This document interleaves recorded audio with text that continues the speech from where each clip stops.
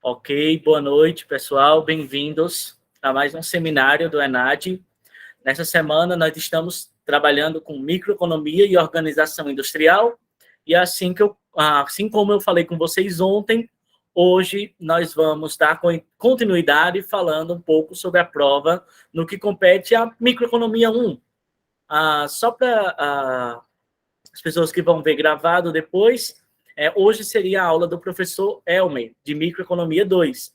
Só que aconteceu alguns imprevistos, ele pediu para trocar comigo. Então, eu assumi a aula de hoje, que seria quinta, e na próxima quinta-feira, o professor Elmer assume a aula de hoje.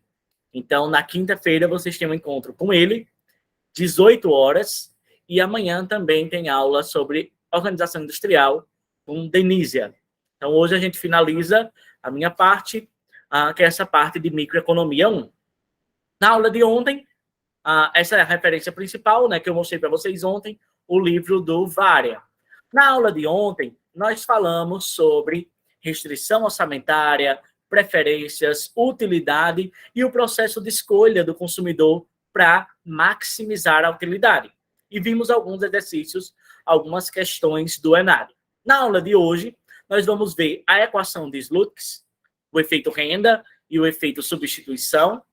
Vamos ver um pouquinho sobre elasticidade e sobre a parte, um comentáriozinho adicional sobre impostos na economia. Um ponto que eu quero chamar a atenção de vocês é que a parte de elasticidade e a parte de imposto, vocês vão perceber que é algo muito mais da disciplina de introdução à análise econômica do que propriamente da parte de microeconomia. Esse foi um ponto que me chamou a atenção. Então, por exemplo, eu estou lecionando nesse semestre introdução à análise econômica. Então, eu trabalhei exatamente esse ponto no que compete a elasticidade e imposto. Aqui ele entra na prova, né, de microeconomia, porque a gente estuda, né, na parte de introdução à análise econômica, a gente faz um compilado de por onde nós vamos caminhar no curso, seja na parte de micro e na parte de macro. Vocês vão ver que é uma parte bem mais tranquila de resolver. Só que, novamente, precisa relembrar um pouquinho daquela discussão. Então, hoje a gente começa com essa parte da equação de Slutskis, o efeito renda e substituição.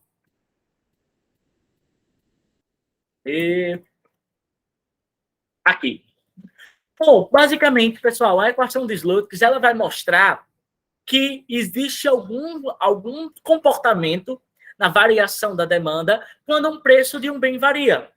Quando o preço de um bem varia, a demanda do consumidor pode responder de alguma forma.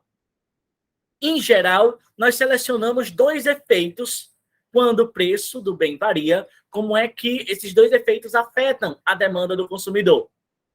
Tem a taxa pela qual nós podemos trocar um bem pelo outro, que varia, e o próprio poder aquisitivo total da renda é alterado quando o preço dos bens varia.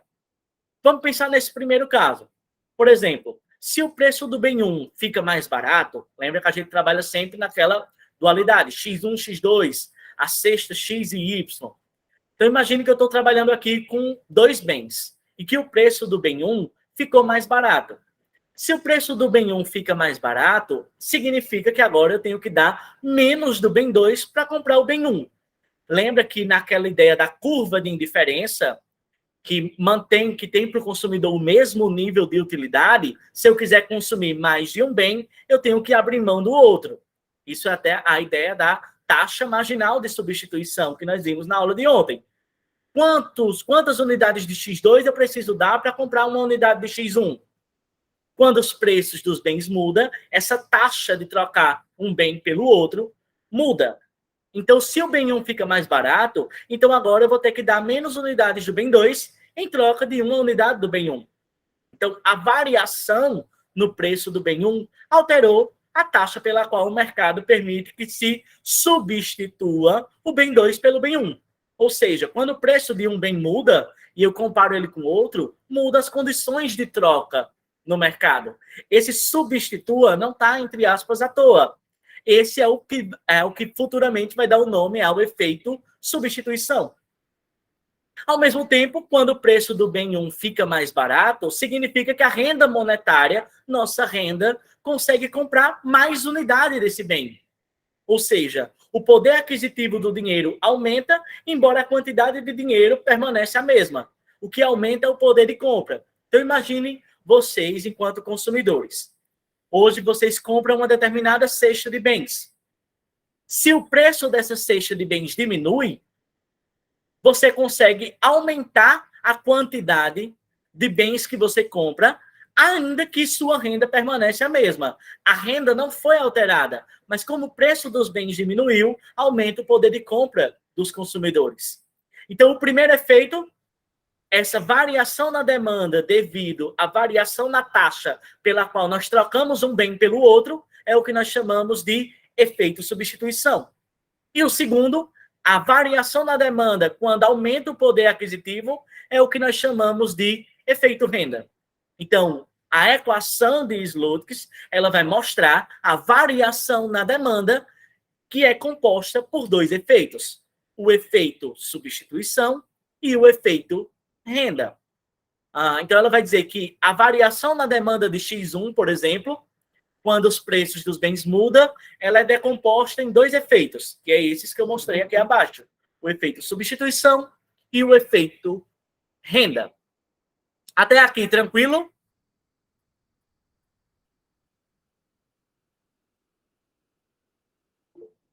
Certo. Vamos ver, Sim, então... professor, tudo tranquilo.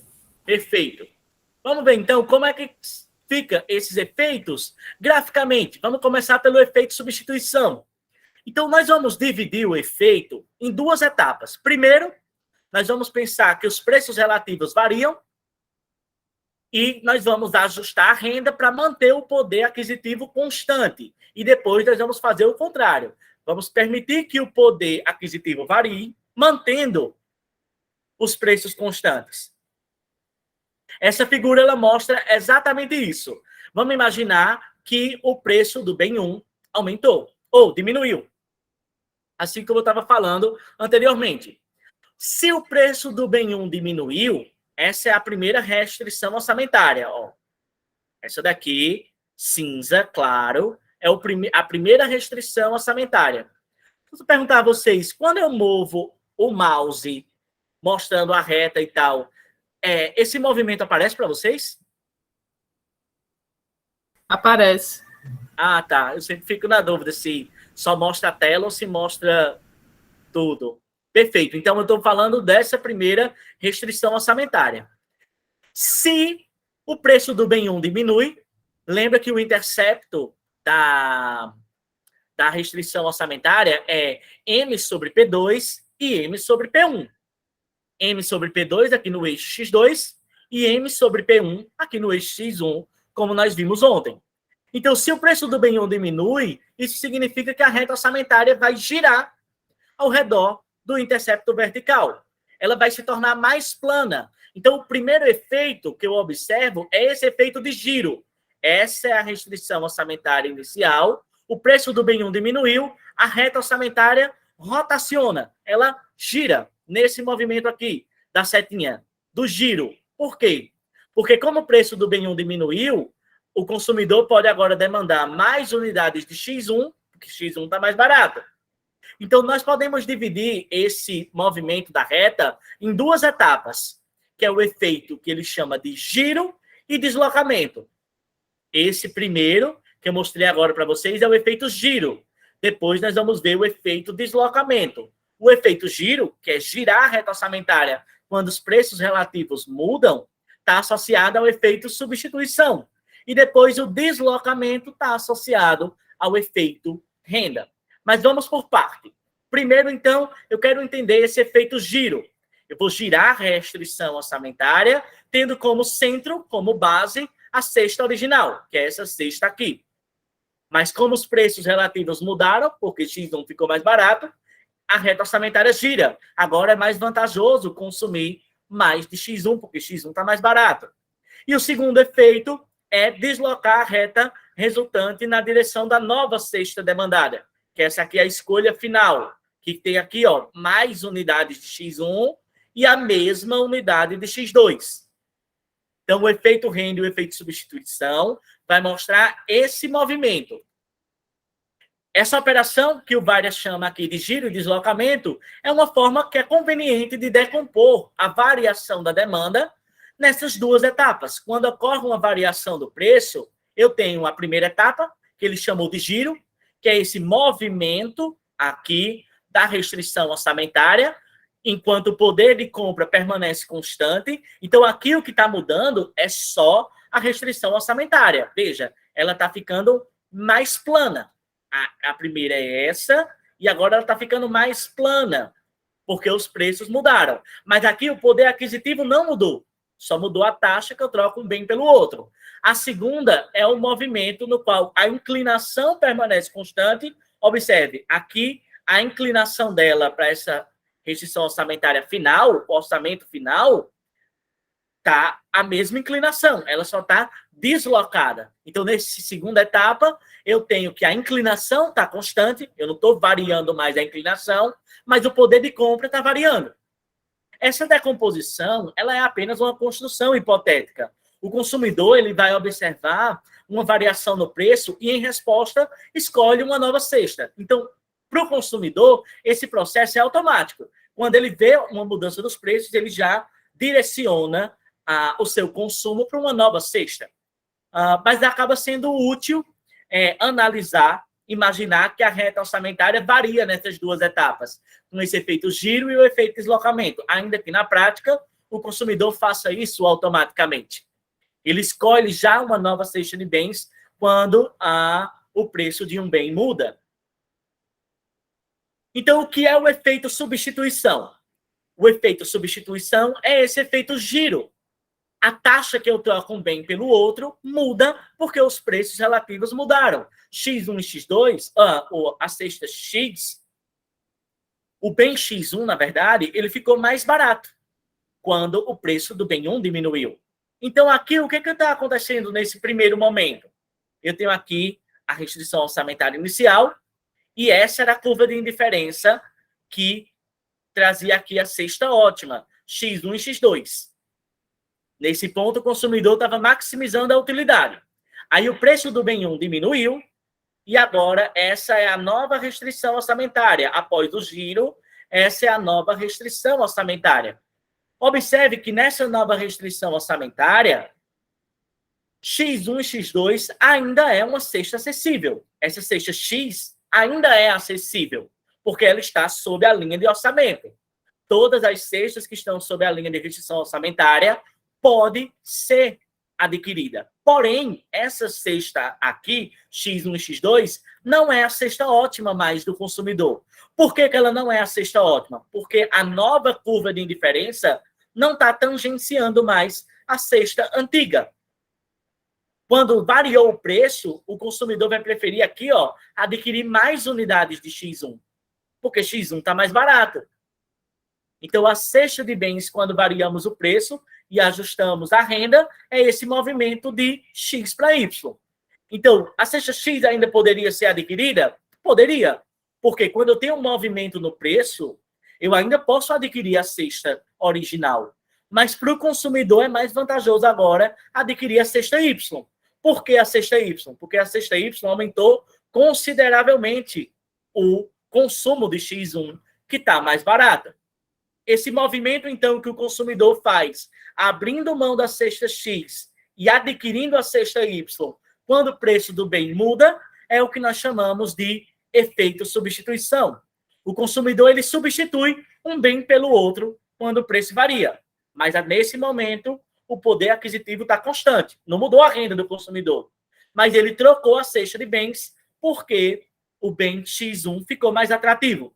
Imagina que é o caso nosso, de ir no supermercado e perceber que um produto está na promoção. Você pode abrir mão de um para consumir mais de outro. Para você é mais vantajoso pegar um bem que está mais barato.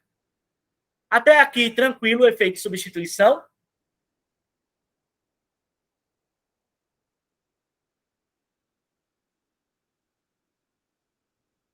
Certo? Perfeito. E o efeito renda? O efeito renda, então, vai ser o efeito deslocamento. Ainda antes de falar do efeito renda, o efeito substituição, que é essa variação na demanda com Szinho, para indicar que é o substituição, é a variação na demanda do bem 1, quando o preço do bem 1 muda para esse P1', que é o novo preço, e ao mesmo tempo a renda também muda para M'. Então, o que é o efeito substituição, matematicamente, é a variação na demanda de X1 aos preços novos e renda nova, menos o que ele tinha antes, aos preços antigos e renda antiga. Então, para conhecer o efeito substituição, nós vamos usar as funções demanda do consumidor para calcular as escolhas ótimas em dois momentos, quando o preço e a renda é o atual e quando o preço e a renda é o anterior. O efeito substituição, às vezes, também ele é chamado de variação na demanda compensada ou demanda compensada. Por quê? Porque a ideia é que o consumidor é compensado pelo aumento de preço ao receber um dinheiro suficiente para comprar a sua cesta antiga. Então, pode ser mais atrativo para ele adquirir essa cesta nova, a cesta Y, porque X1 está mais barato, mas ele tem possibilidades, ainda que não maximizando a utilidade, de consumir a cesta antiga. Então, ela é chamada de demanda compensada por isso, porque o consumidor é compensado pelo aumento de preço para comprar a sua cesta antiga. E o efeito renda? O efeito renda, como eu disse, se dá naquela segunda etapa do ajuste de preço, o deslocamento.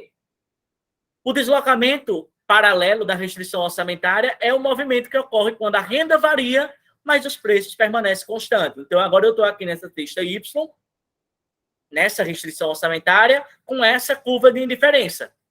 Mas como eu tenho o movimento do deslocamento, que é o poder aquisitivo do consumidor, aumenta quando os preços dos bens diminuem, isso representa um deslocamento da restrição orçamentária. Na aula de ontem, nós vimos que dois fatores deslocam a restrição orçamentária. Um aumento da renda e uma mudança nos preços relativos. Aqui houve uma mudança nos preços relativos. E essa mudança da redução do preço do bem 1, que aumenta o poder aquisitivo do consumidor, nós chamamos de efeito renda, que é o efeito deslocamento. A restrição orçamentária se desloca para a direita, para essa nova restrição orçamentária aqui em preto. Veja que ela está tangenciando aqui uma nova curva de indiferença com a cesta Z. Então, agora nós variamos a renda do consumidor, mas mantemos os preços fixos no preço novo e de P1 e no preço antigo de P2, que não sofreu alteração. E aí essa variação nos conduz do ponto Y, que é a cesta Y1, Y2, para o ponto Z, é a cesta Z1 e Z2. Observe que na cesta Z, o que é que eu fiz? Eu aumentei ainda mais o consumo de X1.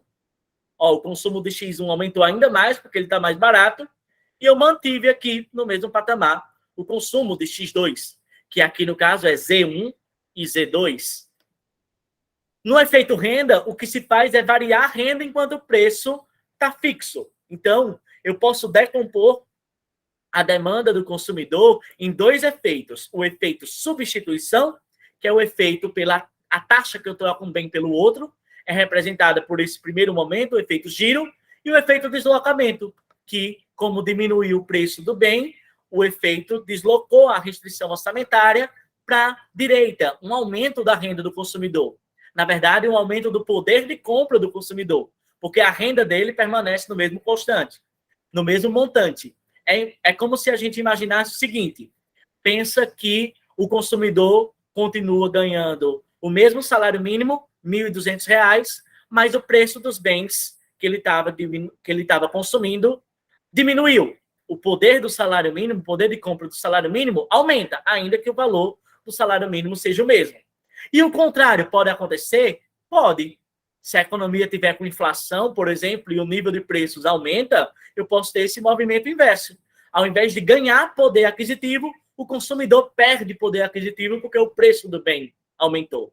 Então, pode ser tanto para uma redução do preço, como para um aumento do preço. Eu vou ter efeito substituição e efeito renda. Novamente, o efeito renda, que é essa variação de X1 com N aqui, é a variação na demanda do bem 1, quando variamos a renda de M' para M, e mantemos o preço do bem 1 constante.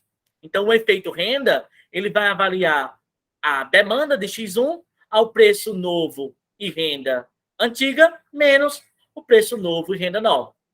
Então, a variação da demanda, como eu estava dizendo, ela é composta por esses dois efeitos, o efeito substituição e o efeito renda. Então, a variação total na demanda, que é essa variação de X1, é a variação na demanda devido ao preço, mantendo a renda fixa. Ou seja, os preços estão mudando. E como é que essa mudança nos preços afeta a demanda de X1? Então, nós vimos que essa variação pode ser dividida em dois efeitos. Então, a variação na demanda de X1 é o efeito substituição mais o efeito renda. Aqui ele só colocou as equaçõezinhas que mostram a variação total, que é essa, mais o efeito substituição, mais o efeito renda. Em outras palavras, essa equação diz que a variação total na demanda é composta pelo efeito substituição e o efeito renda, ou seja, a variação na demanda de X1, quando os preços mudam, tem esses dois efeitos. E essa equação é chamada de identidade ou equação de Slutsk, que vai mostrar exatamente como é que a demanda responde quando os preços mudam. Nós podemos usar também o que sabemos sobre os sinais do efeito renda e substituição para conhecer o sinal do efeito total. Isso é um ponto bem importante. O efeito substituição, pessoal, esse primeiro, que nós vimos aqui, ele sempre tem o sinal negativo, porque ele é o oposto da variação do preço. Já o efeito renda, ele pode ter o sinal positivo e pode ter o sinal negativo. E como a variação na demanda é o composto pelos dois, então os efeitos de substituição e renda podem ser todos dois negativos, e aí a demanda ser negativa também, mas se o efeito renda for positivo, eu posso ter um efeito total, que pode ser positivo ou negativo. Vamos entender, então, como é que funciona esse efeito na demanda total. Então, o que é que eu sei? Eu sei que o efeito renda, ou o efeito substituição, que é esse primeiro, ele é sempre negativo. O efeito substituição é o oposto do preço. Então, se eu tiver uma variação na demanda em virtude de um aumento do preço de um bem normal, eu vou ter que o efeito renda é negativo, o efeito substituição já é negativo, menos com menos, menos. Eu tenho um número negativo mais outro número negativo, o resultado final também é um número negativo. Ou seja, como nós estamos examinando um aumento de preço, isso implica numa redução do poder de compra. Por isso que o efeito renda também vem negativo. Para um bem normal, isso implica numa redução da demanda. Por isso aqui o sinal negativo. Então, se eu tiver um bem normal, o efeito renda e o efeito substituição tem que ir na mesma direção. Os dois têm que ser negativos para a variação na demanda final ser também negativa. Por quê? Porque como eu estou nessa situação aqui do aumento de preço de um bem normal, se eu aumento o preço num bem normal, isso implica numa diminuição do poder de compra do consumidor. Agora o consumidor vai precisar de mais dinheiro para comprar a mesma quantidade de bem. E se tivermos um bem inferior? Pode acontecer, então, que o efeito renda seja maior do que o efeito substituição. Então, se eu tiver um bem inferior, o efeito renda é positivo. E aí, o que é que vai acontecer? Bom, agora eu tenho um efeito substituição, que é sempre negativo, e eu tenho um efeito renda, que é positivo. Então, como é que vai se comportar a demanda, a variação total na demanda? Bom, aqui o VAR até coloca como uma interrogaçãozinha, porque nós não sabemos, de fato, o que é que vai acontecer. Porque se o efeito renda, que é esse último aqui, for muito grande, que supere o efeito substituição, então um número grande positivo com um número pequeno negativo, a variação final na demanda vai ser positiva. Mas se o efeito substituição for maior do que o efeito renda, ainda que o efeito renda seja positivo, a variação total na demanda vai ser negativa. Então, quando eu tenho um efeito renda positivo, que é esse caso aqui, eu posso ter alguns cenários.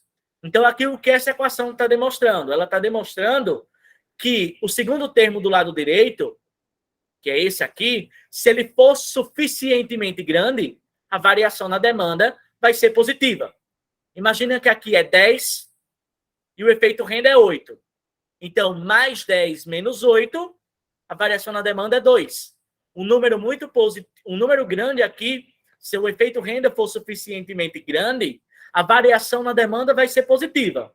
Aí você para pensar o seguinte, espera aí, um aumento no preço resultando no aumento da demanda, que tipo de bem seria esse?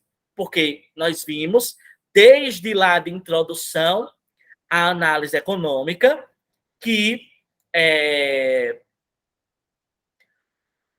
a lei da demanda diz que um aumento do preço reduz a quantidade e que uma redução do preço aumenta a quantidade demandada.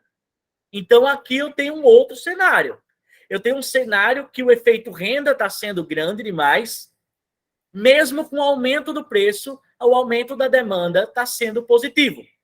Que tipo de bem seria esse? Aumentar o preço, aumenta a demanda? Não é um bem normal, não é um bem inferior. Aqui é o caso dos bens de Giffen. Eu não sei se vocês lembram, mas os bens de Giffen são bens que fogem à lei da demanda. Aumenta o preço, aumenta a demanda. Ou seja, o aumento do preço reduziu tanto o poder de compra do consumidor que o fez aumentar o consumo de um bem inferior. Então, a equação de Slutkis capta esse efeito para distinguir quando um bem é inferior e quando um bem é de Giffen. Então, se o efeito substituição fosse maior do que o efeito renda, aqui nessa equação, o que é que eu teria? Se o efeito substituição negativo for maior do que o efeito renda positivo, eu teria só um bem inferior. Mas, se o efeito renda for maior do que o efeito substituição, aí sim eu tenho um bem de Giffen. É por isso que nós dizemos, nem todo bem de Giffen é um bem inferior, mas nem todo bem inferior é um bem de Giffen, porque vai depender da magnitude do efeito renda e do efeito substituição. Então, resumindo essa parte, a equação de Slutkis ela trata da variação no preço do bem e isso ocasiona dois efeitos. O efeito substituição e o efeito renda. O efeito substituição é a variação na demanda devido à variação da taxa pela qual os dois bens são trocados. Por exemplo, quando um bem fica mais barato, a taxa marginal de substituição de trocar um bem pelo outro muda. O efeito substituição tem um sinal sempre negativo, porque ele vai ser sempre contrário ao movimento dos preços. Maior preço, menor demanda. Menor preço, maior demanda. E o efeito renda é a variação da demanda dado um aumento do poder aquisitivo. Por exemplo, quando um bem fica mais barato, o poder aquisitivo aumenta.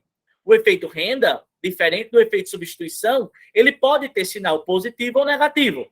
Para bens normais, como nós vimos, o sinal é negativo. E para bens inferiores, o sinal é positivo. Então, a variação na demanda total é a soma dos dois efeitos. E aí coloquei aqui só a colinha para a gente, porque ela vai ser importante para nós resolvermos uma das questões. Aqui eu tenho um efeito substituição negativo, com um efeito renda também negativo. Os dois efeitos se reforçam, a variação na demanda é negativa, eu tenho um bem normal. Lembra, o bem normal, os dois efeitos têm que ir na mesma direção, todos os dois negativos. Mas eu posso ter o caso que o efeito renda é positivo. Se o efeito renda for positivo com o efeito substituição negativo, eu não sei qual é o resultado disso aqui. Tem uma interrogaçãozinha na variação da demanda. Eu não sei exatamente qual vai ser a variação total na demanda, mas eu sei que se o efeito renda for maior do que o efeito substituição, eu tenho um bem de Giffen, e se o efeito substituição for maior do que o efeito renda, eu tenho apenas um bem inferior. Dito isso, feito esse resumo, eu gostaria que vocês dessem uma olhadinha agora por favor, na questão, daquela parte lá da aula 2, na questão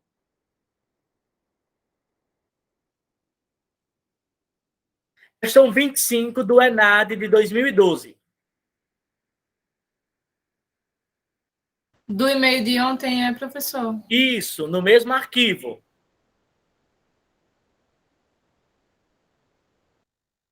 No mesmo arquivo. É essa questão aqui.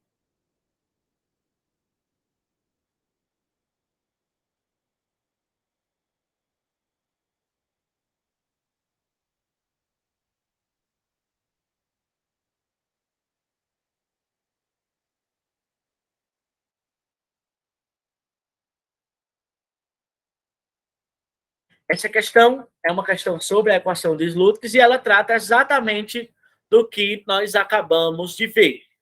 Então, peço que, por gentileza, vocês abram aí essa questão e vamos tentar entender ela juntos. A questão diz o seguinte: após analisar o mercado, um empresário deseja contratar uma consultoria para entender o comportamento da demanda para o seu produto. O consultor contratado responde que uma variação no preço produz dois efeitos: o efeito substituição e o efeito renda. O efeito resultante depende do tipo de bem e pode ser descrito pela equação de Slutskis. Aqui ele mostra a equação de Slutskis, só que aqui com derivada. A variação total na demanda, quando o preço varia, é o efeito renda e o efeito substituição. Observe aqui, ó, que ele colocou o efeito substituição com um sinal negativo. Então, ali para entender se o bem é normal ou inferior, nós vamos fazer um joguinho de sinal. Mas a ideia, a lógica, é a mesma que nós vimos. O efeito substituição tem o sinal sempre negativo e o efeito renda pode ter um sinal positivo ou negativo. O lado esquerdo da igualdade representa o efeito total da variação do preço. O primeiro termo do lado direito, que é esse aqui, é o efeito substituição. O segundo, incluindo o sinal negativo, por isso que a gente tem que fazer o joguinho do sinal, é o efeito renda. X é a quantidade do bem, P é o preço do bem e M é a renda. Analise os sinais da derivadas.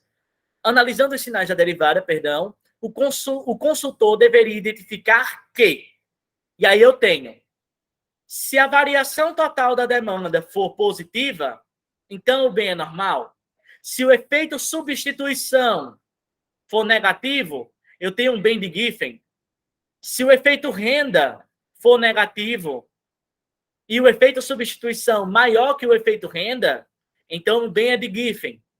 Se o efeito renda for positivo e o efeito substituição maior do que o de renda, então o bem é inferior.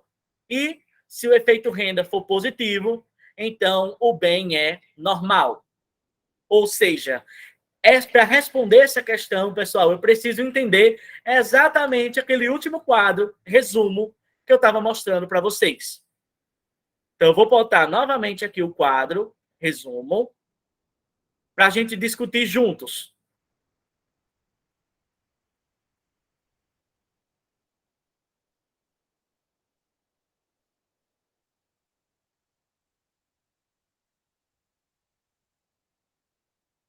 Então, o que ele quer é justamente essa variação total na demanda para saber se o bem é normal, se o bem é inferior, se o bem é de Giffen.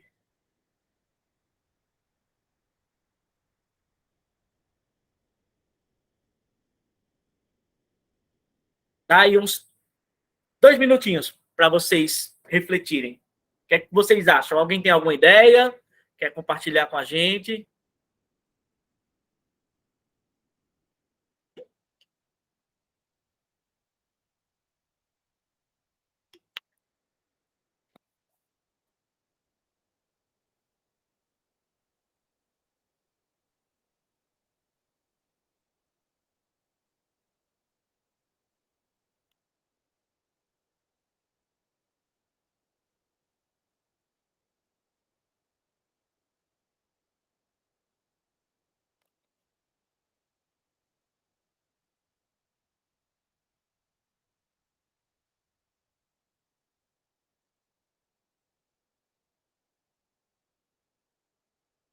Teria alguma que de cara vocês já acham que não é verdadeira?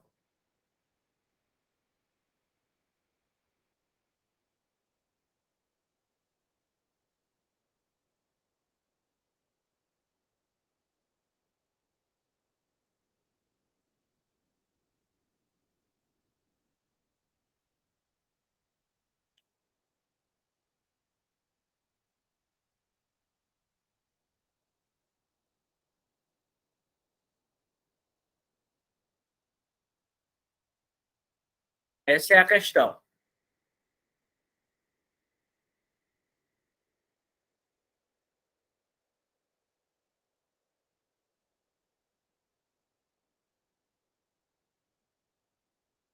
Ficou um pouco confusa, Sara?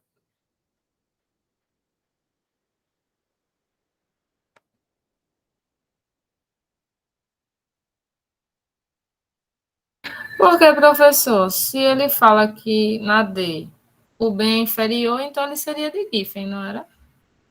Pela Na, afirmação? na D, Sim. Não, assim, eu estou falando se fosse pelo conceito.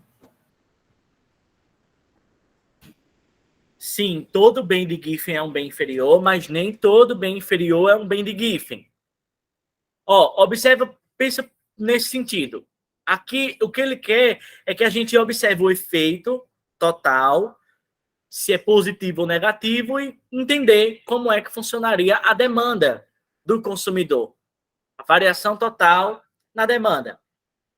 Então, pense o seguinte, a variação total na demanda tem esse movimento, né? Se o efeito renda e o efeito substituição for na mesma direção, então a variação total na demanda é negativa, eu tenho um bem normal. Se o efeito renda for positivo, mas o efeito substituição for maior do que ele, eu tenho só um bem inferior. Se o efeito renda for maior do que o efeito substituição, eu tenho um bem de Giffen. Contudo, nessa nota questão, observa aqui, ó, que aqui eu tenho um sinal de mais. Aqui ele não colocou um sinal de mais, mas subentende-se que tem o sinal de mais. Por quê? Porque a variação total na demanda é o efeito substituição mais o efeito renda. Então, como aqui o efeito renda tem um sinal já negativo, eu vou ter que multiplicar por esse sinal, fazer um joguinho de sinal para encontrar a alternativa correta. Então, por exemplo, na letra A letra A está dizendo aqui, ó, a variação total na demanda, esse T aqui é do total, é maior do que zero. Então, o bem é normal. Se a gente vir para cá, para o bem ser normal, a variação na demanda positivo tem algum sentido? Ali ele diz, a variação na demanda é positiva, logo um bem é normal. De acordo com o que a gente viu, tem sentido o bem ser normal? Não. Exatamente, Sara. Não tem sentido. Se a variação na demanda é positiva, com certeza não é um bem normal, porque para ser um bem normal, eu preciso que os dois sinais sejam negativos. Então, a letra A já não está correta. Vamos para a letra B. A letra B diz, o efeito substituição é negativo, então o bem é de Giffen. Bom, para o bem ser de Giffen, de fato, o efeito substituição sempre vai ser negativo. Mas para eu saber se o bem é de Giffen, eu tenho que saber a magnitude do efeito substituição. Do efeito renda, perdão. O efeito substituição, aqui ele diz, ó, o efeito substituição é menor do que zero. Então, o efeito substituição é negativo. Dá para saber só por isso que o bem é de Giffen? Não. Porque eu tenho que ter um efeito renda positivo, mas não só positivo. Ele tem que ser maior do que o efeito substituição. Então, eu não consigo afirmar que a letra B está correta, que é um bem de Giffen. Não dá para saber, só com o que foi dito na questão. Consegue acompanhar? Está entendendo como é o raciocínio da questão? Então, eu fiquei sem entender saber por causa disso. Como é? Eu não estava conseguindo saber a resposta da B, se era ou não por causa disso. Ah, tá, entendi. Mas tu tá conseguindo acompanhar o raciocínio, como é que ele constrói? Pronto. Aí vamos para a letra C. A letra C diz, o efeito renda é negativo e o efeito substituição é maior do que o efeito renda em módulo. Então, o bem é de Giffen. Bom, vamos de novo pensar aqui. Ele disse que o efeito renda é negativo, menor que zero. E o efeito substituição, que também é negativo, é maior do que ele. Então, ele está nessa situação aqui, um efeito renda negativo, efeito substituição maior do que ele, os efeitos se reforçam, porque todos os dois são negativos, eu caminho para ter um bem normal, e não um bem de Giffen. Então, a C também é falsa. Aqui a letra D, o efeito substituição, o efeito renda, perdão, é positivo. E o efeito substituição é maior do que o efeito renda. Então, o bem é inferior. Ó, agora ele já deu o que de fato eu preciso ter para o efeito, para ter um bem inferior, um bem de Giffen, que é o efeito renda tem que ser positivo. Aqui o efeito renda está positivo. Então, é o que eu preciso, é o que eu preciso, efeito renda positivo, é o que eu preciso para ter ou um bem inferior ou um bem de Giffen. Agora vamos para a segunda parte. O efeito substituição é maior do que o efeito renda. Efeito substituição maior do que o efeito renda.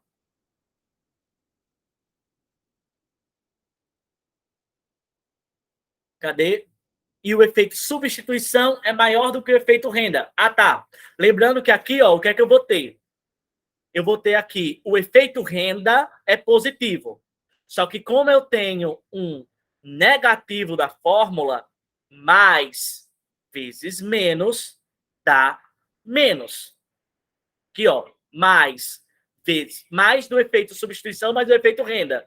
Com menos do próprio efeito renda, eu tenho mais vezes menos, menos. Então, o resultado final da variação da demanda vai ser um efeito renda menor. Então, o que é que eu vou ter? Aqui eu tenho um efeito substituição positivo e o efeito renda maior do que o efeito substituição. Será que aqui eu tenho um bem inferior? O que é que está dizendo aqui a letra D? O efeito renda, ele é positivo.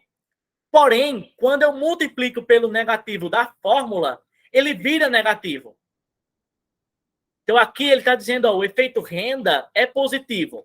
Mas lembrando que aqui o efeito total é a soma dos dois. Então, quando eu multiplico com o da fórmula, menos com menos, ou menos com mais, dá menos. O efeito renda é positivo, mas o efeito renda é acompanhado por um sinal negativo.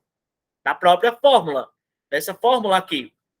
Então, mais vezes menos dá menos. Ele vira negativo.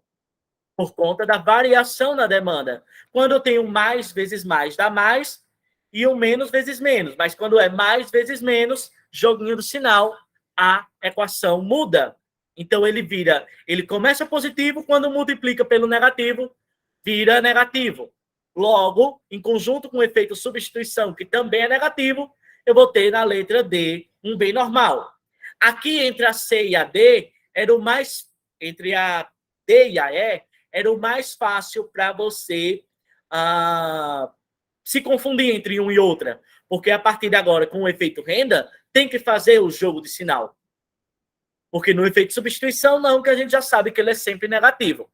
Então, aqui, a letra D ela é falsa, porque se trataria de um bem normal, e não de um bem inferior.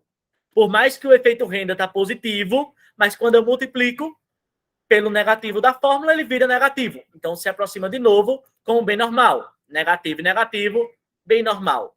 E o último, se o efeito renda é positivo, então o bem é normal, é justamente para fazer a gente pensar, como assim? Um efeito renda positivo bem normal não faz o menor sentido. Faz por conta do negativo da fórmula. Porque quando eu multiplico mais vezes menos, dá menos. Então, foi uma sacada da questão colocar esse sinalzinho de menos para você pensar, tá, mas ainda assim, ainda que eu tenha o sinal negativo, sempre é o efeito renda mais o efeito substituição. Isso não muda. Tanto é que aqui, ó, na nomenclatura do Varia, ele coloca que o efeito total é o efeito renda mais o efeito substituição. O que a questão fez foi colocar um negativo aqui para fazer a gente fazer o jogo de sinais. Então, aqui, o efeito renda é positivo. Aí você diz, com certeza não é um bem normal. Mas como tem um negativo aqui da fórmula, mais vezes menos dá menos. Aí ele volta para esse primeiro caso. efeito renda negativo, mais efeito substituição também negativo, eu tenho um bem normal. Então, é uma questão bem chatinha no sentido de que tem muitas nuances, né? Muitas coisinhas para analisar. Mas se você se lembrar dessa definição de bem inferior, bem normal e bem de Giffen, não fica difícil resolver. Basta lembrar como é que os efeitos totais se comportam entre o efeito substituição, que é sempre negativo, e o efeito renda, que pode ser positivo ou negativo. Então, no final, o gabarito dessa questão é a letra E. Então, exatamente, Sara, exatamente. A letra D é entre a letra D e a letra E, porque a letra D, se não tivesse essa questão do jogo do sinal, se encaminha tudo para a resposta ser a letra D, né? Concordo com você. Inclusive, no primeiro momento que eu vi o gabarito, eu também falei, nossa, é a letra D, não faz o menor sentido não ser. Mas daí, quando você lembra do joguinho do sinal, que o varia já traz a notação positivo e aquele que coloca negativo, aí sim você percebe que, de fato, não é a letra D. Porque quando você multiplica o efeito renda positivo pelo negativo da fórmula, se torna negativo. E aí, como o efeito de substituição já é negativo, eu tenho um bem normal. O mesmo vale para a letra C. A letra C também, ó. A letra C, eu tenho um efeito renda negativo. E o efeito de substituição maior do que o efeito renda. Mas, novamente, o efeito renda negativo, quando multiplica pelo negativo da fórmula, vira positivo. Logo, um efeito substituição negativo maior do que o efeito renda positivo, aqui na letra C que eu tenho um bem inferior. Efeito substituição maior do que o efeito renda. Aí você diz, tá, mas aqui no primeiro momento, o efeito renda não é positivo. Mas quando eu multiplico pelo negativo da fórmula, ele vira positivo. Negativo vezes negativo, positivo. Então, achei também uma casquinha de banana, esse negativo da fórmula, para fazer. Veja, multiplicação de sinais. Mais vezes mais, menos vezes menos. Coisa assim, bem de fundamental. Mas ele trouxe nessa questão para dar uma atrapalhadinha. Mas ficou claro? Perfeito. Agora, só continuando um pouquinho, então, a nossa discussão. A gente pode mostrar ainda alguns exemplos de efeito de substituição e efeito renda. Por exemplo, por causa do complementar perfeito, eu tenho também o movimento giro e o movimento deslocamento. Mas, quando nós giramos a reta orçamentária em volta do ponto escolhido, a escolha é ótima. Na nova reta orçamentária é idêntica à escolha anterior. Só mudou o ponto. Por quê? Porque no bem complementar perfeito, eu não tenho efeito substituição. A variação na demanda deve-se inteiramente ao efeito renda. Por quê? Porque no efeito substituição é quando eu vou trocar um bem pelo outro. Mas os complementares perfeitos, eu não vou trocar um bem pelo outro. Eu consumo em proporções fixas. Então, o complementar perfeito, o efeito de substituição é sempre nulo e a variação da demanda se deve totalmente ao efeito renda. Então, esse é um ponto interessante. Você diz assim, ó, a variação total na demanda é a soma do efeito de substituição mais o efeito renda. E isso é verdade. Mas se for complementar perfeito, o substituto, o efeito de substituição é sempre zero. Porque eu não vou substituir um bem pelo outro. Eu quero consumir o sapato do pé direito e o sapato do pé esquerdo na mesma proporção. Então, toda a variação se deve ao efeito renda. E o contrário acontece por substitutos perfeitos. O substituto perfeito, o que é que acontece? Ó, o efeito renda é que é nulo e a variação se deve por inteiro ao efeito de substituição. Por quê? Porque no efeito substituição, quando nós inclinamos a reta orçamentária, a cesta demandada sai do eixo vertical para o eixo horizontal. Então, eu estava demandando aqui, nesse ponto, tudo de X2 e nada de X1. Quando o preço do bem 1 diminui, eu vou alterar todo o meu consumo, já que eles são substitutos perfeitos, vou consumir agora tudo de X1 e nada de X2. O efeito renda aqui é nulo e a variação na demanda é toda pelo efeito de substituição. Então, veja que substitutos e complementares perfeitos, eles são o contrário um do outro.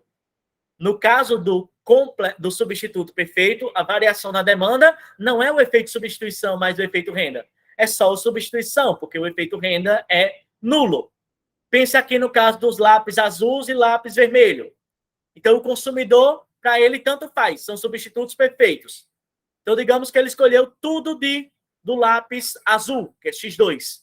Mas se o preço desse bem aumentar, ou se o preço do outro diminuir, ele pode ir para o bem que ficou mais barato, como o lápis vermelho aqui.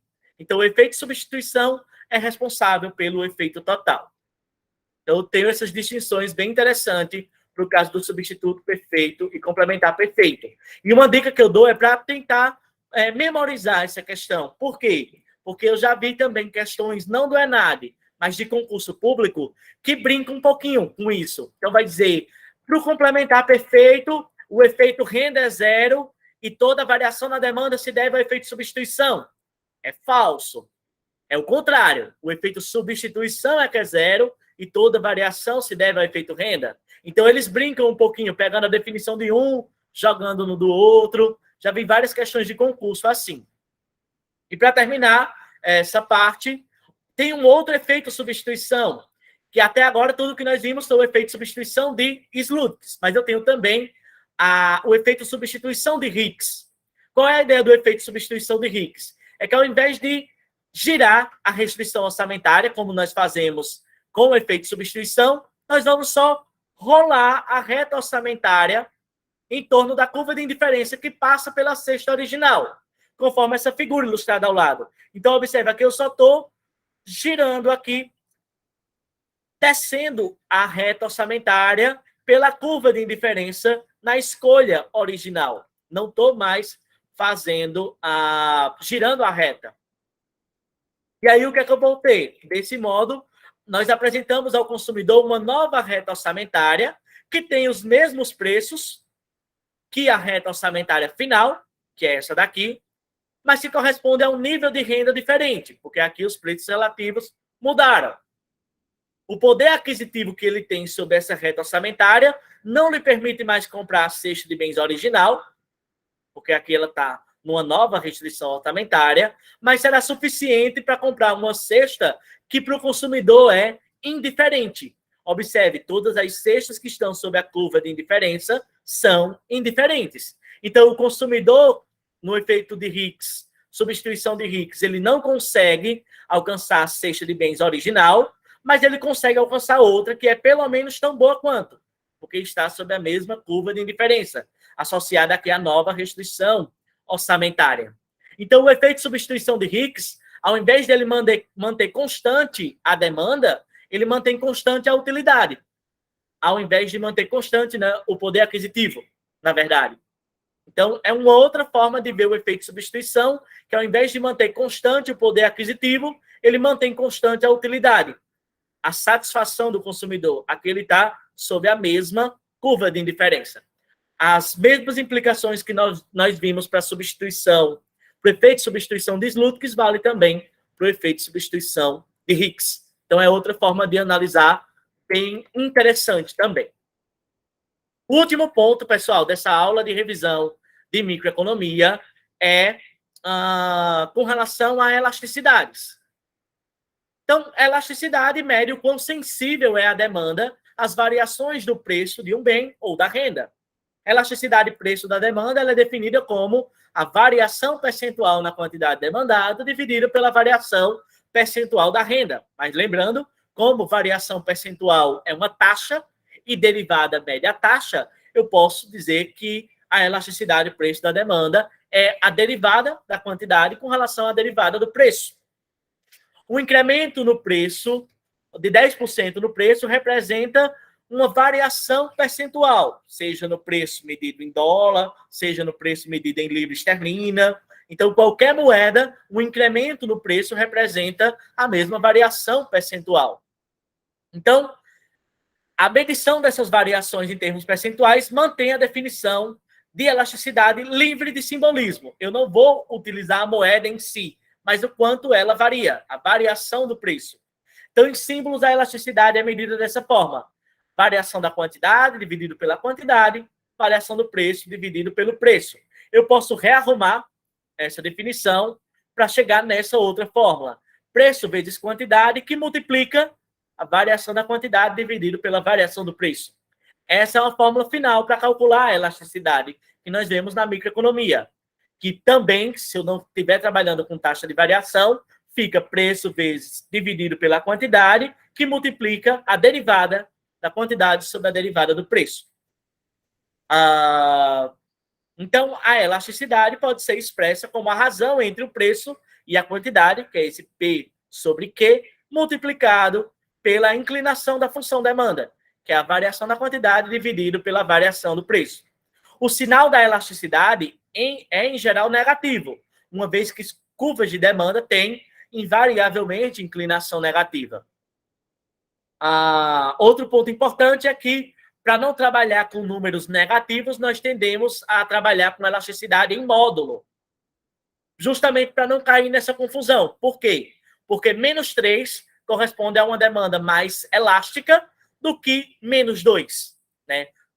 E aí, para não trabalhar com essa questão do número negativo, da grandeza do número negativo, eu coloco ela em módulo. E aí, em módulo, eu digo que se for maior do que 1, ela é elástica, exatamente igual a 1, unitária, e menor do que 1, inelástica. Um bem que tem uma elasticidade maior do que 1, ele é elástico. Um aumento de 10% no preço, a quantidade reduz mais que 10%.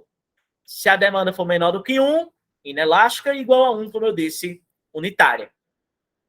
Outro ponto muito importante é que a receita total do mercado depende muito da elasticidade.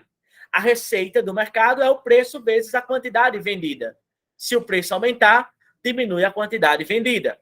Então, a receita pode aumentar ou diminuir, dependendo do movimento do preço e da quantidade. Na verdade, depende, então, da reação da demanda à variação do preço. Porque o que vai acontecer no mercado depende de como a demanda vai reagir a mudanças no preço, ou seja, a própria elasticidade.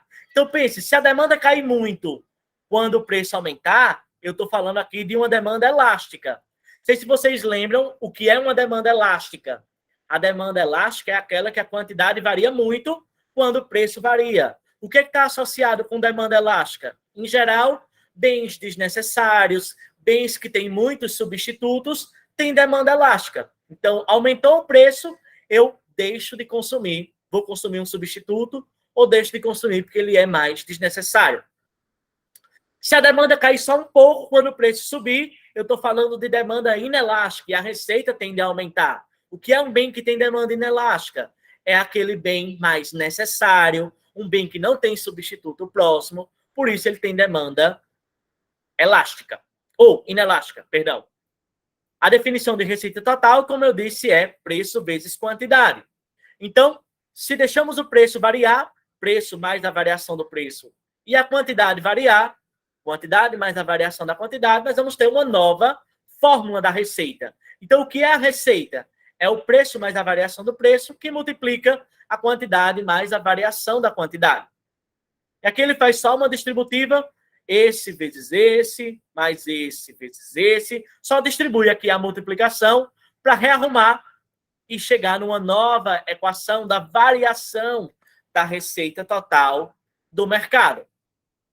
E aí, qual é a ideia? Para valores pequenos, da variação do preço e variação da quantidade, o último termo pode ser ignorado sem problemas, porque são variações marginais, que faz com que a expressão da receita total assuma essa forma.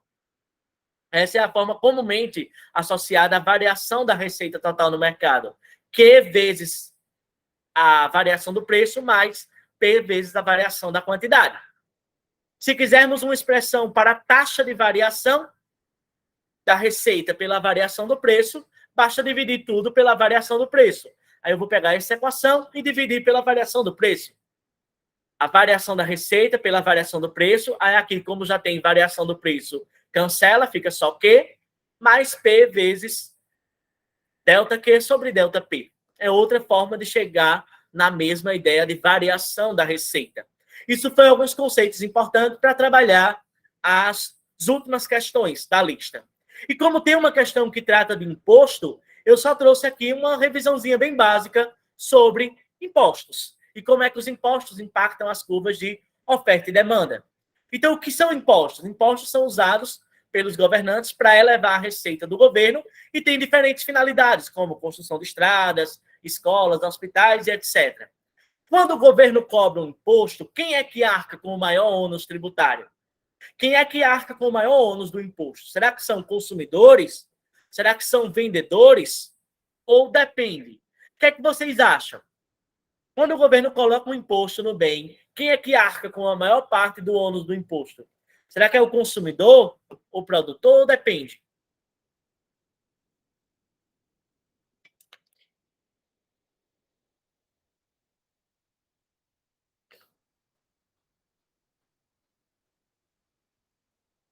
Lembram dessa discussão lá em Introdução à Análise Econômica?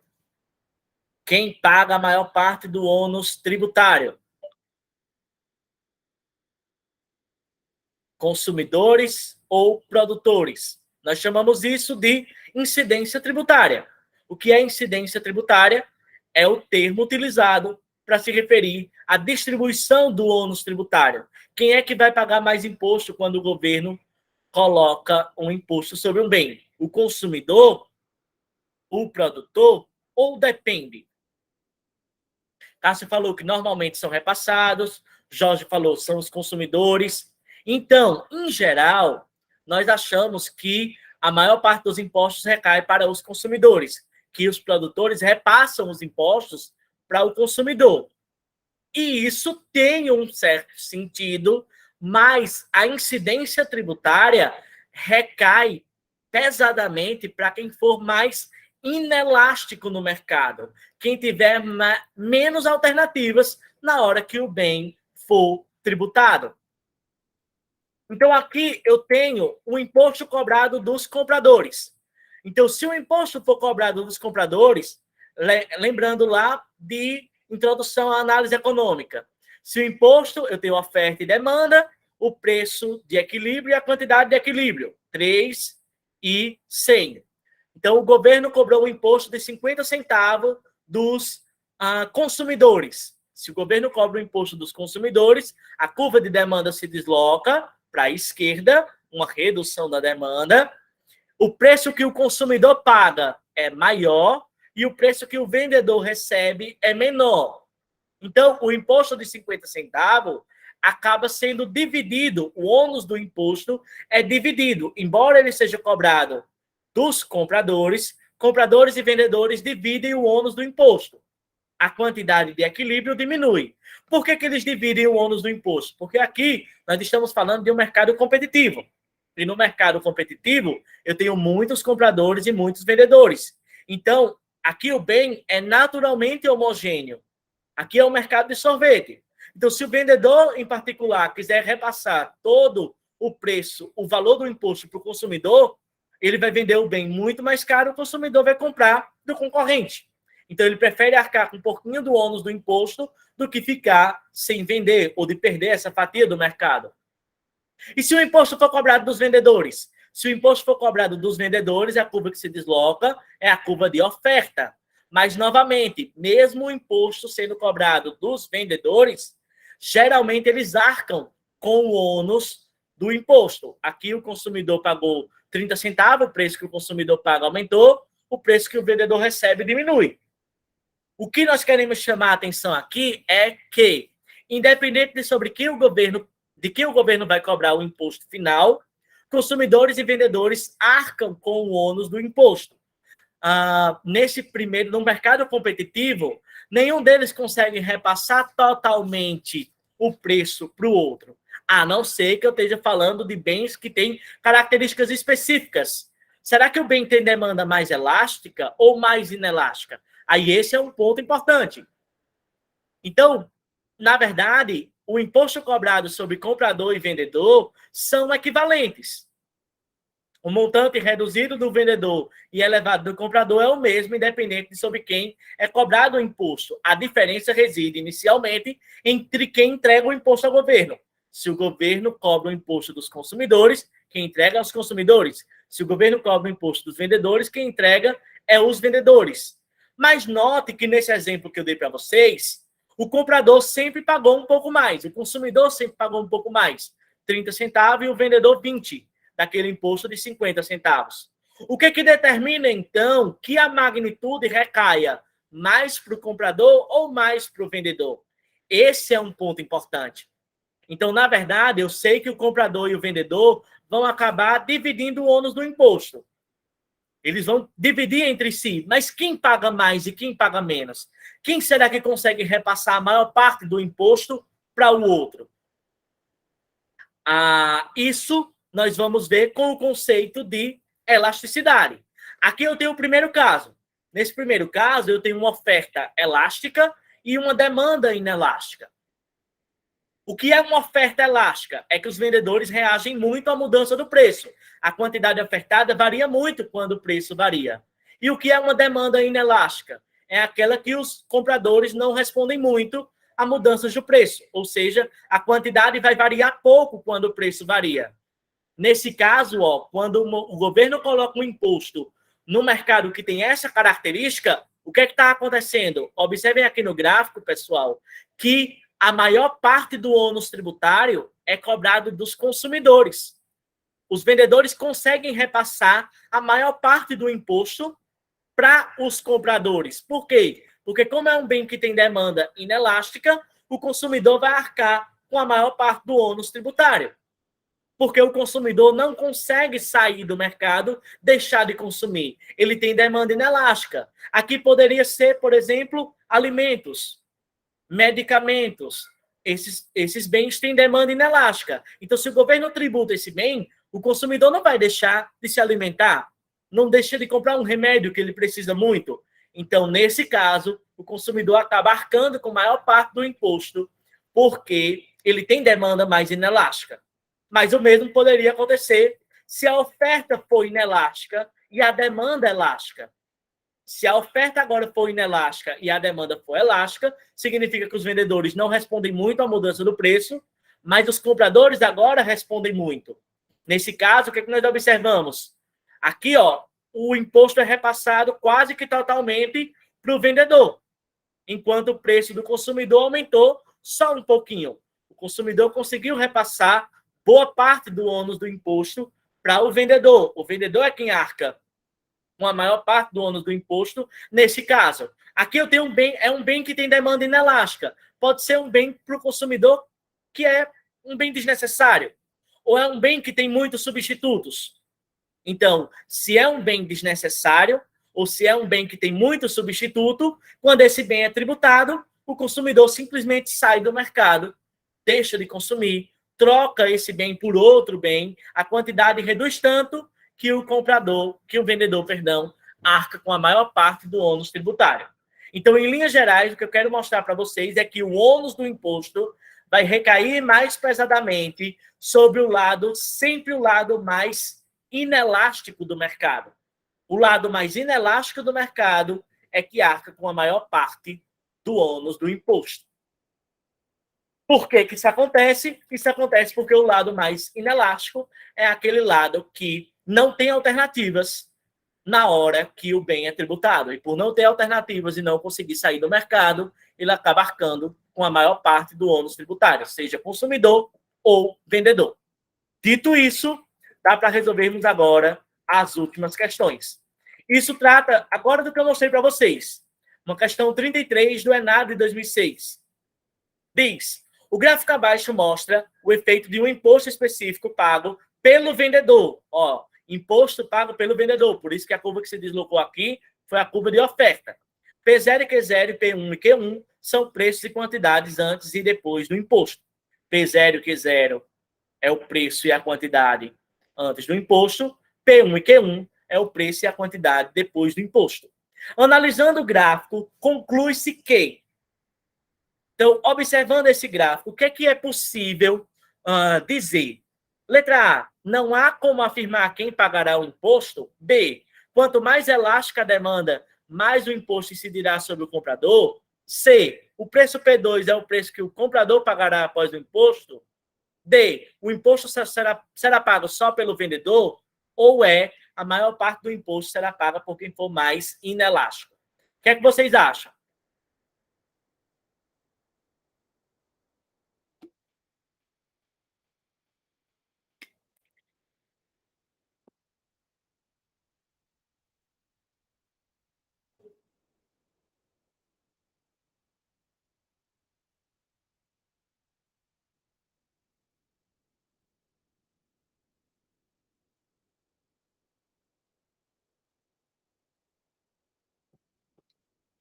do que a gente viu agora, qual seria a alternativa correta?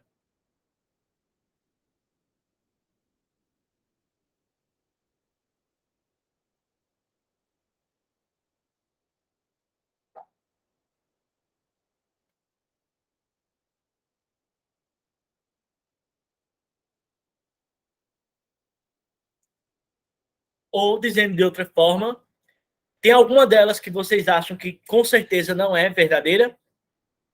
Já pode eliminar assim de cara?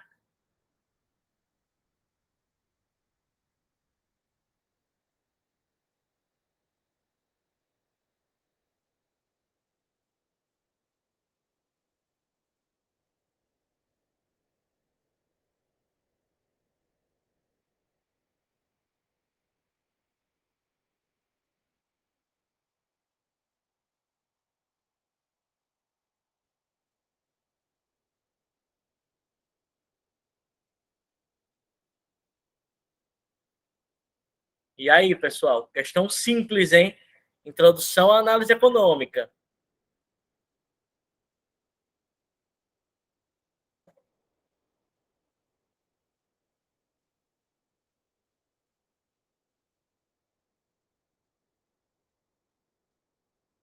Alguém tem algum palpite?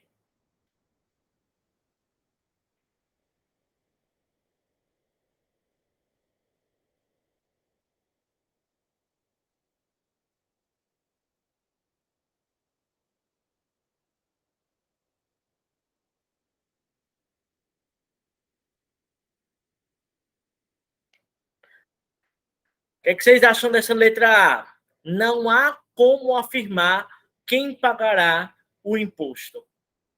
Faz sentido essa letra A?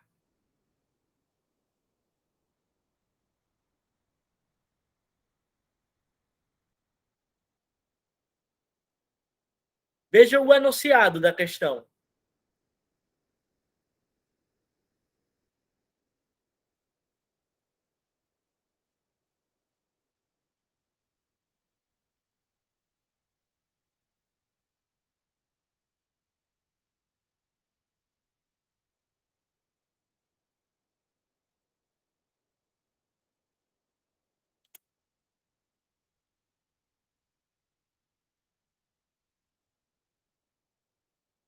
Cássio falou: o imposto é pago pelo vendedor. Exatamente. Aqui na questão ele já diz um imposto específico pago pelo vendedor. Então a letra A, com certeza, é falsa. Não há como afirmar quem pagará o imposto? Ah, sim, o imposto aqui foi cobrado do vendedor. Então a letra A é falsa. Letra B, quanto mais elástica a demanda, mais o imposto incidirá sobre o comprador? Será que é verdadeiro ou falso? Não, ela é falso. É quanto mais inelástico for a demanda, mais o imposto incidirá sobre o comprador. Nós acabamos de ver isso. P2 é o preço que o consumidor pagará após o imposto? Não. O preço que o consumidor paga após o imposto é P1. P2 é o preço que o vendedor recebe após o imposto. O imposto será pago só pelo vendedor? Não, porque nós vimos que mesmo que o governo cobre imposto do vendedor, compradores e vendedores arcam com o ônus do imposto. Tanto é que antes eles pagavam P0, agora o consumidor paga um pouco mais, P1, e o vendedor recebe um pouco menos, P2. Então, de fato, a alternativa correta, pessoal, é a letra E. A maior parte do imposto será paga por quem for mais inelástico. É isso que eu trouxe naquela revisãozinha básica de introdução à análise econômica. Quem for mais inelástico, paga mais imposto. Conseguiram entender?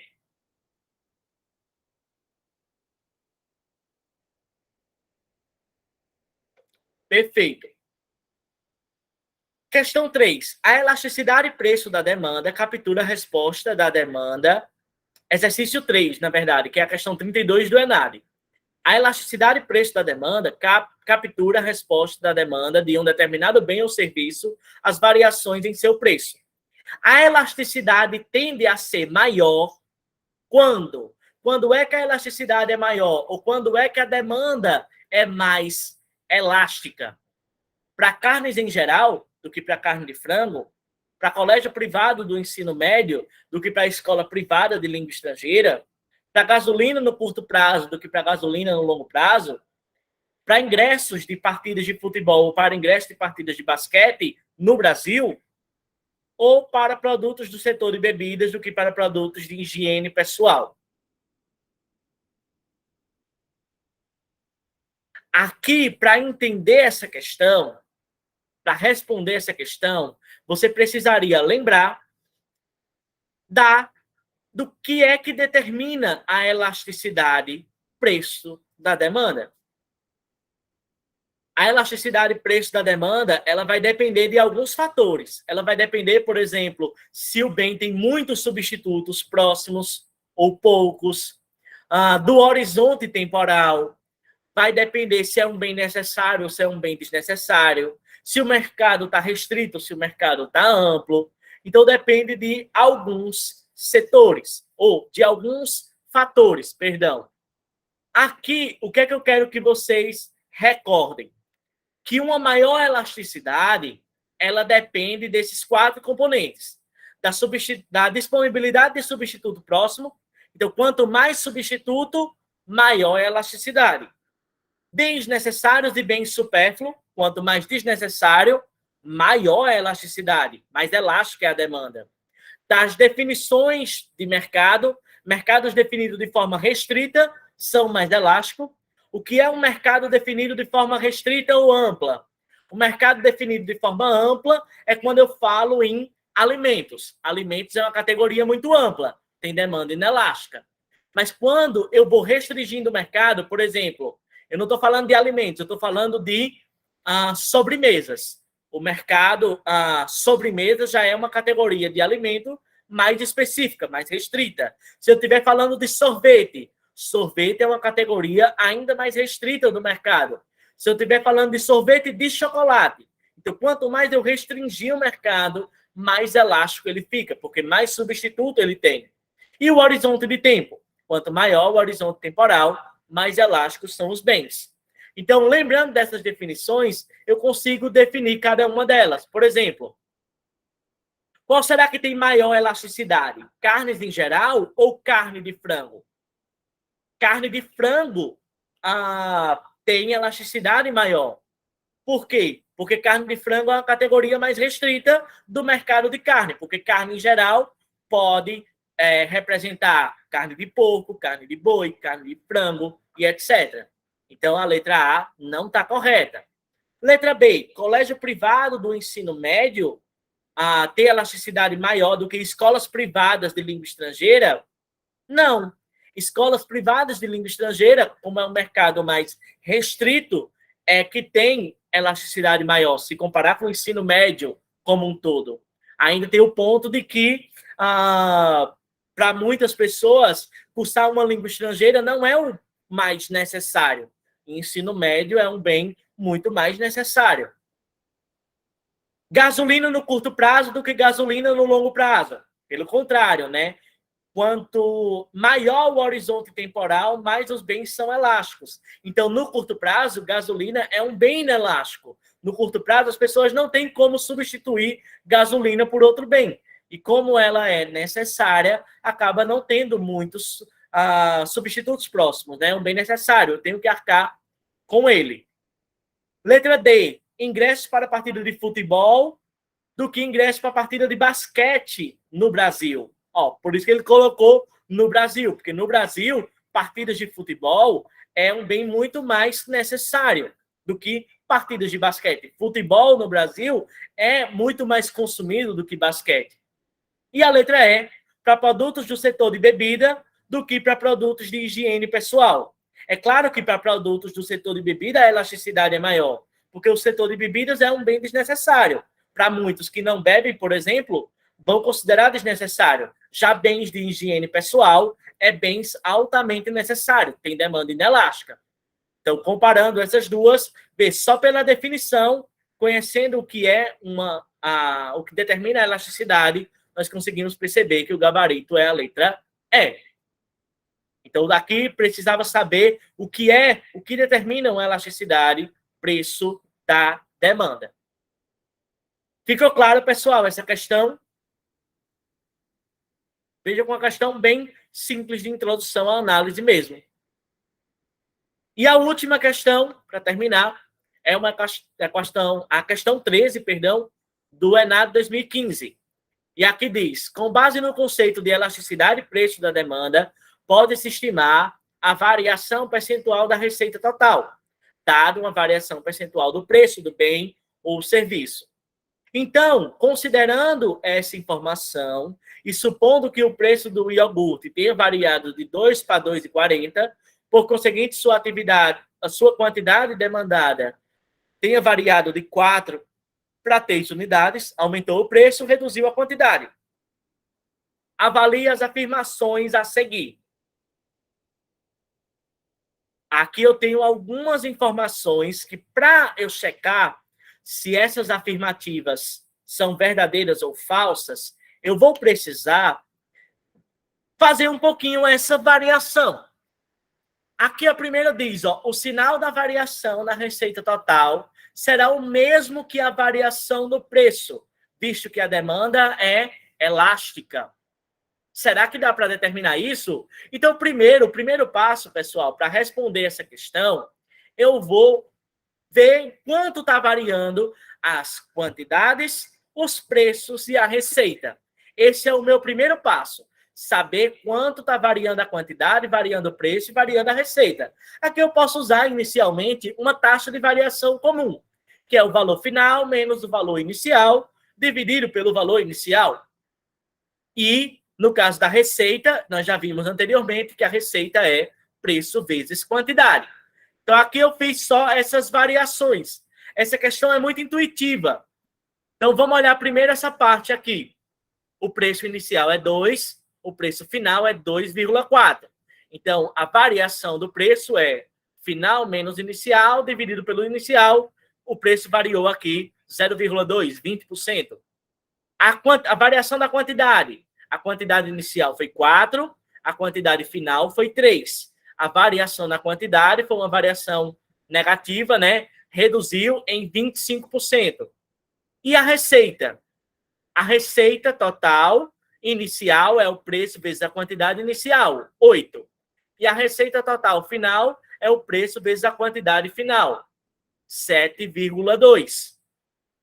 A variação da receita também é o final menos o inicial, dividido pelo inicial. Então, a receita reduziu aqui 0,10 ou 10%. Então, eu sei que essa foi a variação do preço, da quantidade e da receita. A primeira questão, o primeiro ponto diz, o sinal da variação na receita total será o mesmo da variação do preço, visto que a demanda é elástica. O sinal da variação do preço foi o mesmo que a variação da receita? Não. Perfeito, Cássio. O preço teve uma variação positiva, o preço aumentou, e a receita teve uma variação negativa. A receita diminuiu. Você, só olhando a questão, já daria para saber. Nem precisaria fazer essa variação. Então, o primeiro item é falso. O segundo, a variação na receita total será o mesmo que a variação na quantidade, uma vez que a demanda é preço elástica, o sinal da variação na receita é o mesmo que o sinal da variação na quantidade demandada? Será que o sinal da variação na receita é o mesmo que a variação na quantidade? Veja que ele não perguntou a magnitude da variação, só o sinal. Aí sim, isso mesmo, Cássio. Então, sim. Então, o sinal da variação da receita vai no mesmo sentido que a variação na quantidade. Então, o item 2 é verdadeiro. O item 3, esse é um caso de alta sensibilidade da demanda, dado que o valor em módulo, dado que o módulo da variação do preço é percentualmente menor que o módulo da variação percentual da quantidade demandada, o que implica numa redução da variação da receita. Será que em módulo, se eu considerar só o valor estritamente positivo, eu posso dizer que a variação do preço foi menor do que a variação da quantidade, o que implicou numa redução da variação da receita em módulo, tá? Só considerando o valor positivo, eu posso dizer que a variação do preço foi menor do que a variação da quantidade?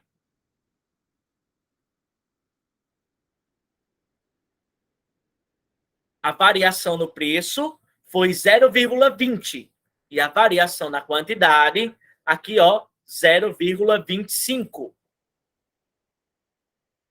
A questão diz: a variação no preço é percentualmente menor do que a variação percentual observada na quantidade, o que implicou nessa redução da receita? Sim, né? Por quê? Porque a variação do preço foi 20% e a variação na quantidade foi 25%. Então, a variação no preço foi menor do que a variação na quantidade, o que implicou, claro, numa redução da receita total, como nós vimos, 8,8 foi para 7,2. Ela reduziu 10%. Então, sim, o item 3 é correto.